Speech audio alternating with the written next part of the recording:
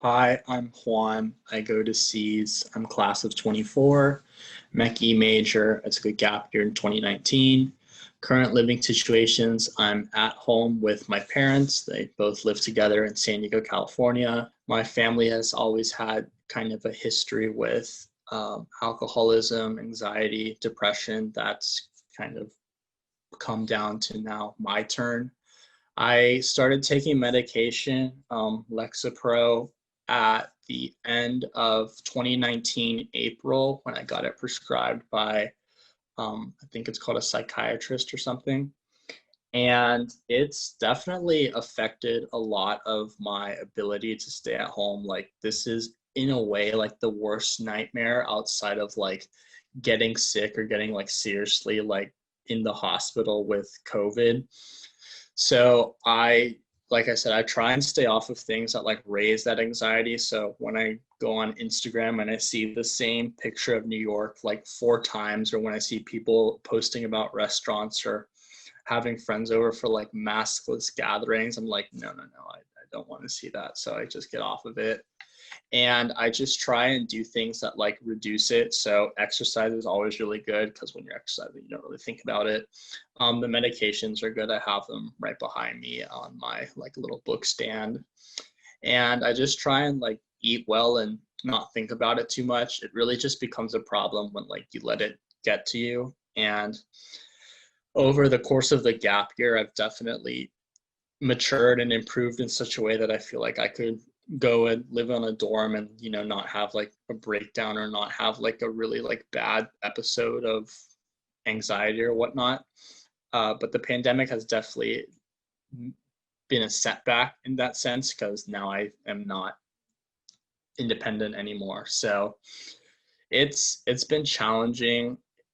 Thankfully, it's been manageable, even though I don't like managing it. But I sincerely hope that things get better so that I can, hopefully move past this stage and be able to like experience better independence, and hopefully the anxiety and depression kind of succeeds with that.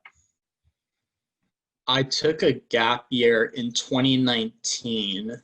So in March of this year, I was not in school and I had a job and an internship position and was, living a more or less like decent living here. And then when the pandemic hit and we got stuck at home, that really sucked because I lost job hours and ultimately lost my job. I haven't been back to the lab since March, and it really affected my ability to like feel independent and feel like an adult. So that was it sucked. Yeah. So it's definitely been tough. I think I've only had maybe two friends over in since March, and we were just watching a soccer game together, socially distanced for a few hours.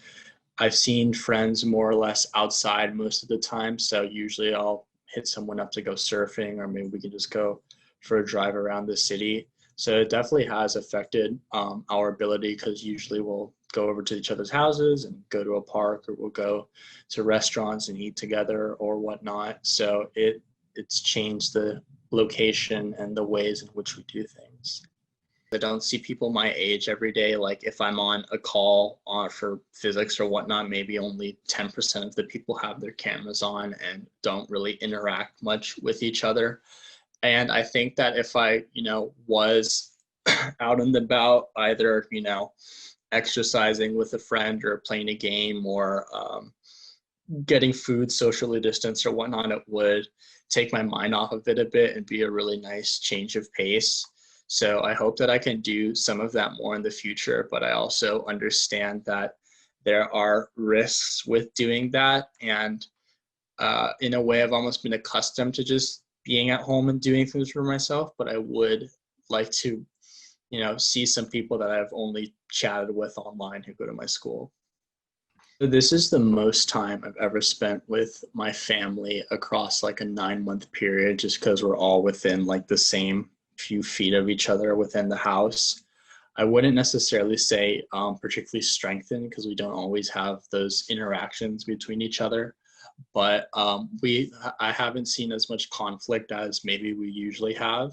So it's been nice having them around, you know, go on more dog walks and eat more family dinners and stuff like that. So I would say that it's about the same, but it is different and its own kind of blessing in a way.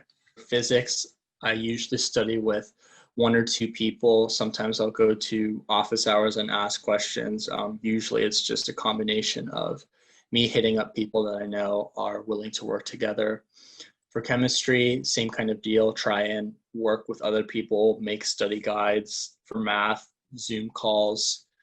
There's not really much else I feel that's particularly helpful. Sometimes the help rooms for those three subjects are open, and I frankly don't think that they're best well run. It sometimes feels hard to learn just because the TAs aren't in your class or whatnot. So there's been an adjustment, just calls, calling people, reaching out, TAs.